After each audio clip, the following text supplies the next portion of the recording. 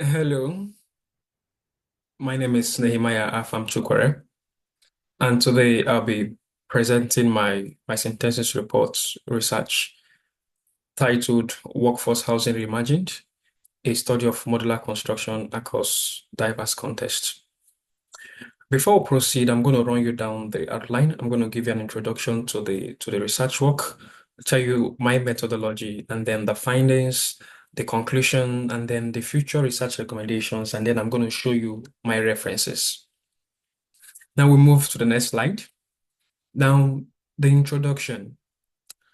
First of all, the workforce housing crisis is a significant global challenge. It's not something now that is just happening just in America.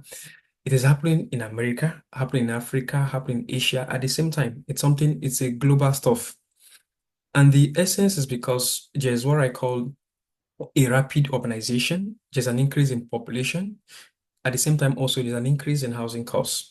And this whole stuff is actually creating an imbalance between available housing and the income of many working individuals and families. According to the United Nations, based on record, an estimated 1.6 billion people are living without adequate housing, and this number is set to rise. The issue is compounded by factors like high construction costs, slow building time, and also outdated construction methods. Now, based on that, I had to now sit down to work on this research to now see how to explore the modular construction to solve workforce housing shortages. And you know that the workforce housing, when we talk about workforce housing, it's actually an affordable housing for those set of families between that earn about 60 to 120% of the AMI. And the key objective of this research is to see how to investigate social cultural acceptance of modular housing. At the same time, also analyze how aesthetic preferences across urban versus rural and also developing and develop contexts. At the same time, also to identify strategies for community engagement to promote modular housing adoption. Next slide now is the methodology we had to use to see how to achieve this. The approach I took was to do what I call a qualitative case study analysis. It was made up of 10 real-world modular construction projects from the United States, from Canada, and also from Chile. We had six from United States, we had two from Canada, and then we had two from Chile. And this data was actually sourced from the Modular Building Institute Workforce Housing Project Database that was given to us by our professor, Professor Jin Choi, while we were having our modular construction class. Now, from that particular database, I had to now collect 10 case studies. And as you can see on my screen, the case studies actually include the Powder Light projects at Montana, United States, the Rancho Mission Virtual Fire Station project at California, United States, the Pino Park Norwood at Colorado, United States, the Gateway Village project at Montana, United States, the Winter Park Workforce Housing at Colorado, United States, the Cedar Valley Lug at the British Columbia, Canada.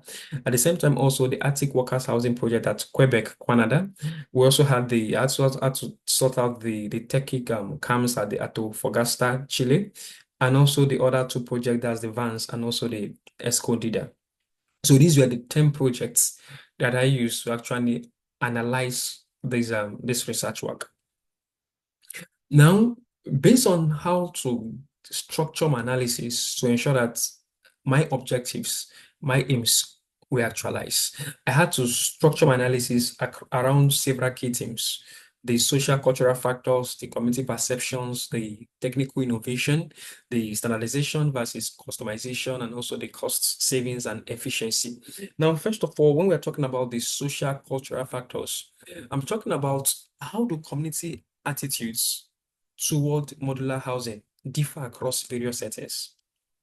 So, how do community attitude in terms of those in the urban areas, those in the rural areas, those in the developed countries, those in the developing countries, how do their attitudes, community attitude differs from one another?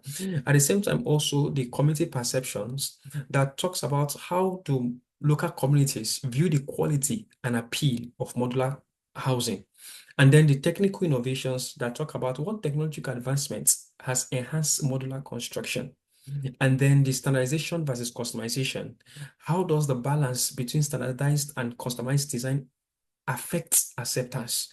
And then we had lastly the cost savings and efficiency. How do modular housing projects impact overall costs and construction time? So these are the five themes I use for my analysis to structure out my findings and then conclude and then give my future recommendations based on my research work.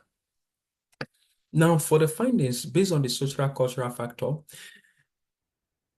it was made to understand that for rural areas, there's actually a higher acceptance of modular construction projects due to the urgent workforce housing needs. These people in rural areas, workers in rural areas, they accept this modular construction because there's a shortage of workforce housing.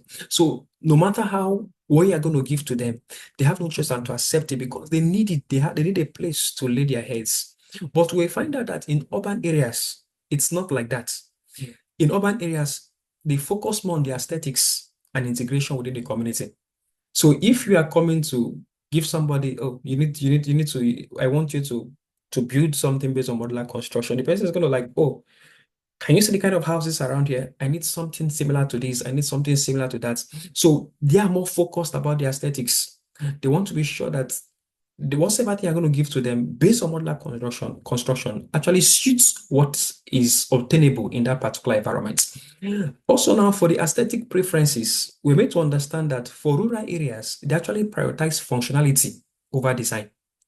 They are not much focused about design. What they're after is functionality. Oh, this is the place we are. For the fact this is a cold place, whatever thing we have can cover up for that. That's good. That's perfect.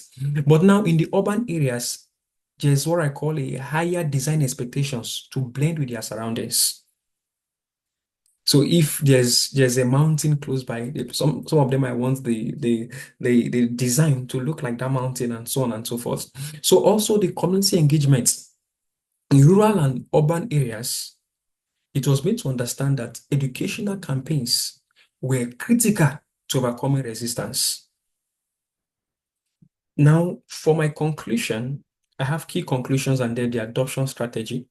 Now, for the key conclusion, modular construction offers a feasible solution to workforce housing challenges, especially in rural and developing regions.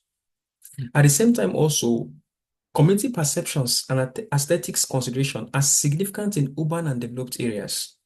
And then for the adoption strategy, we're meant to understand that early community engagements and education about sustainability and cost benefits are actually critical. We need to go out to the developers, architects, engineers, those in charge of owners that has to deal on modular construction. If you want to, you have to go to this community, engage them on time, make them understand the benefits that comes in modular construction, make them understand the sustainability that comes in modular construction, make them understand that, oh, modular construction has a lot of advantages and benefits. And these things are critical to in terms of cost of a project and also schedule of a project. Now, my future research recommendation is while I was going through this project, doing this research work, I saw some gaps actually. One of the gaps I saw, and I would love future researchers to look into this and see how to bring out something out of it.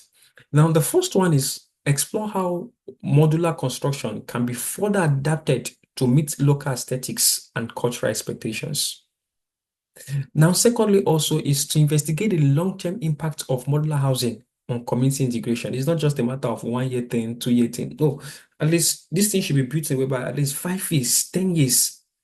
Is this something that can be reckoned with in that vicinity?